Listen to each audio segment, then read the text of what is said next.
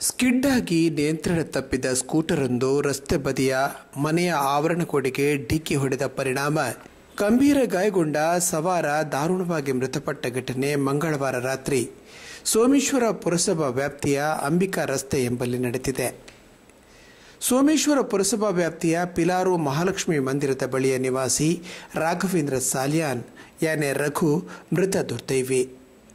ಖಾಸಗಿ ಕಂಪನಿಯೊಂದರಲ್ಲಿ ಎಲೆಕ್ಟ್ರಿಕಲ್ ಗುತ್ತಿಗೆದಾರರಾಗಿದ್ದ ರಾಘವೇಂದ್ರ ಅವರು ಮಂಗಳವಾರ ರಾತ್ರಿ ಕೆಲಸ ಮುಗಿಸಿ ಮನೆಗೆ ಹಿಂತಿರುಗುತ್ತಿದ್ದ ವೇಳೆ ಅಂಬಿಕಾ ರಸ್ತೆಯ ನಿರ್ಮಲಾ ಟ್ರಾವೆಲ್ಸ್ ಗ್ಯಾರೇಜ್ ಬಳಿ ರಸ್ತೆ ಅಪಘಾತ ನಡೆದಿದೆ.